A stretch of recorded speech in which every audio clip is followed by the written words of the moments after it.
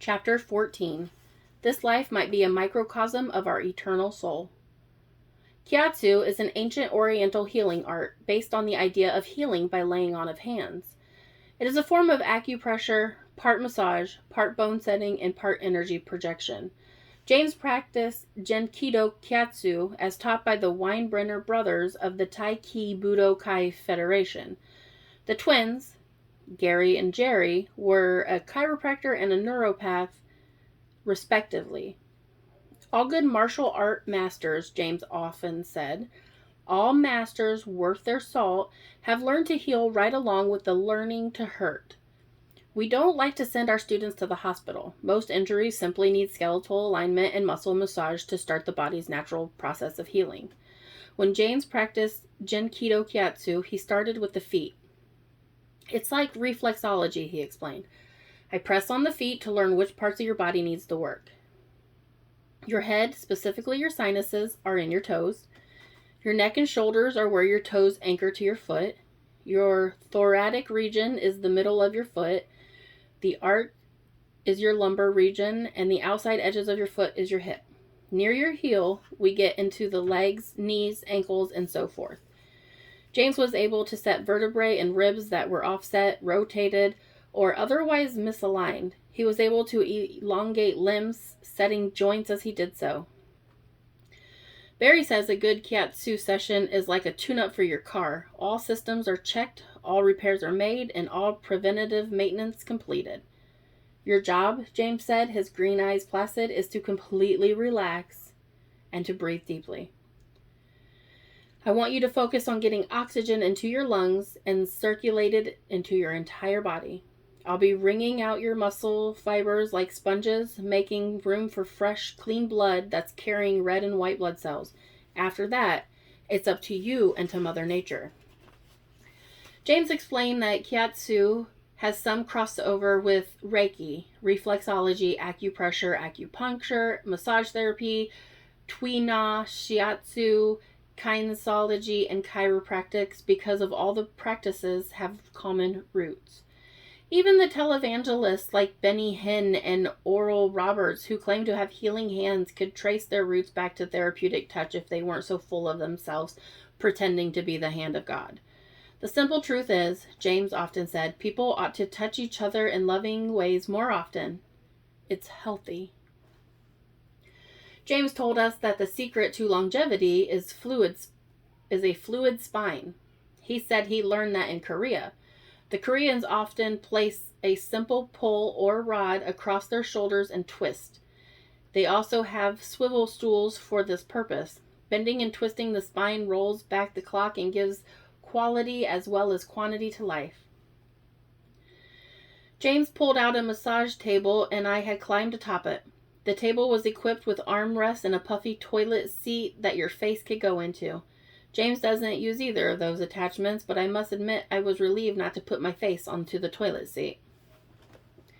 The session began with me lying face up, my hands holding one another at my midsection. While he worked on my foot, James found a particularly sore spot just above my heel, toward the center of my soul. Your knees have been hurting you some, haven't they? He asked. Yes, but mostly just fatigue at the end of the night, I said. I don't think it's chronic. Ah, yes, he said, remembering the reflexology point. Ovaries. Sorry to mention it. Is everything all right? How did you know? I lifted my red locks from the table and peered down at the length of my body to see James at my feet. He was wearing a kung fu top with frog bottoms, adding a bit of intrigue to the healing session. James smiled. Reflexology really works, he said, at least for diagnosis. I was amazed. James continued, did you know, Ruby, that reflexology works the same way on the hands as the feet? When you work on yourself, you should use your hands. When working on someone else, use their feet. Iridology is reflexology of the eye, purely for diagnosis. You don't poke people in the eye, do you? I asked, half amused. Right, James said with a smile. The tongue is also a roadmap to the body, just like the eyes, hand, and feet. I smiled and nodded as James explained. So is the entire face. You can think of your hairline as the top of your body and the chin as your feet. It's incredible. Some people say the ears work this way too, but I've never tried it. So there are similar or smaller parallels of your entire body to be found all over the body, I asked, considering the information. What does that mean? Philosophically, what is significant about that? James was intrigued now too, and he waited for me to process it. Could we also find microcosms of our personality if we looked? Small versions of our lifespan in short moments? Or as my hypnotist might conceive, James said with a smile, this life might be a microcosm of our eternal soul. A couple weeks later, Barry and I were ready for our green belt test. Whereas white to yellow belt gave us the foundation, including the basic stances, movement drills, blocks, punches, kicks, and off-balancing techniques, such as wrist controls, this new level of training upped the ante. For green belt, we had to manipulate balance at larger joints and at higher rates of speed. We had to deal with an attacker lunging forward with a punch meant to strike us in the face. If we didn't move properly, our noses would become misshapen. Moreover, if we didn't exercise proper movement during the hip throw, the takedown would be rendered ineffective and we'd have be more vulnerable than when we started. James explained that, contrary to the pop culture perception of martial arts, size mattered. It's basic Newtonian law, he explained, that more massive objects are harder to speed up and slow down. The secret, he said, was to allow the attacker to send himself off balance while the defender maintained her own center of equilibrium. Minimum effort for maximum effect is what we were after. The water principle gives us what Aikido-ka, practitioners of Aikido, refer to as leading control, James was saying. If Barry attacks Ruby with great force, she simply extends the movement a little further than he had bargained for. That's how she keeps him out of balance. Show us a minor hip throw, Ruby, as Barry attacks with a straight punch. I was testing before the board of examiners. They were James's guests, and they had trained with him off and on for decades. I was nervous. I wanted to make my instructor proud. I was one of 3 green belt tests that day, but there were other rank testing people much more proficient than I. The dojo was scintillating as I drew in a deep breath to calm myself. I felt very alone in the middle of the black mat, the wall of mirrors and the flags to my left. I let the imposing figures of the guest instructors fade from my thoughts, and I became the center of the universe.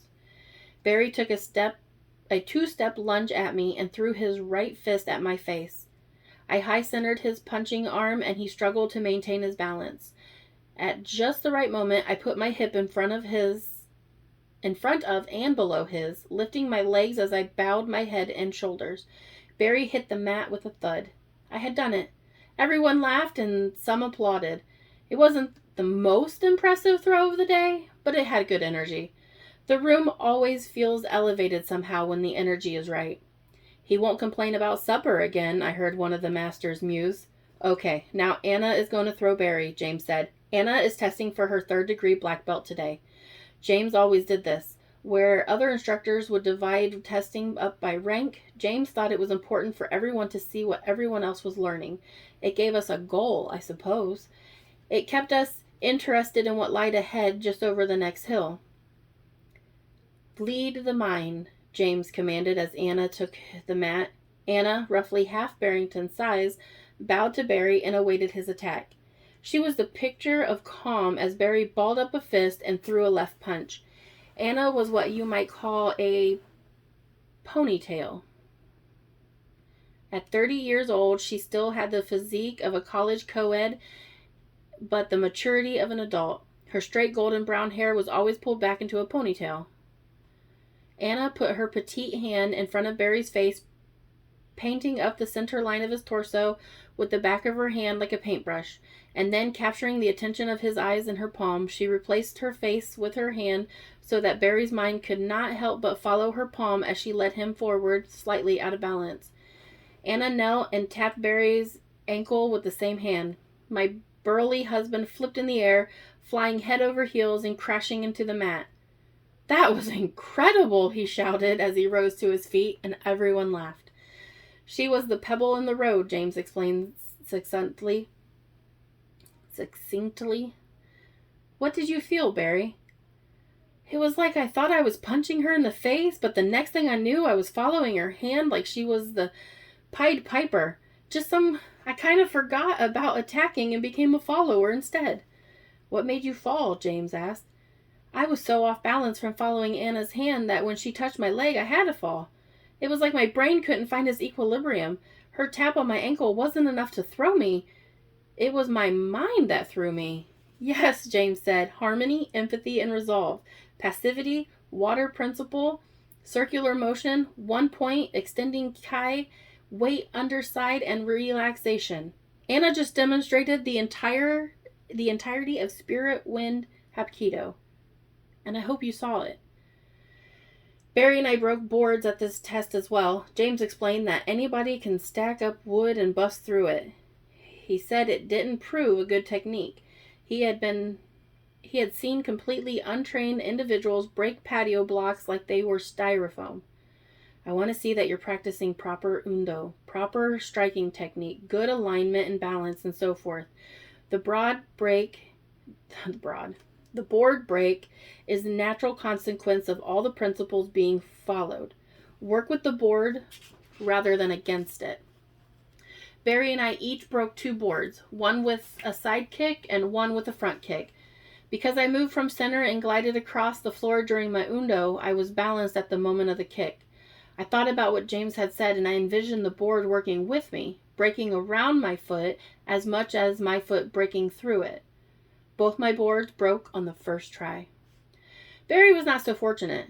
His front kick break, he was slightly up on his toes with anticipation of the break.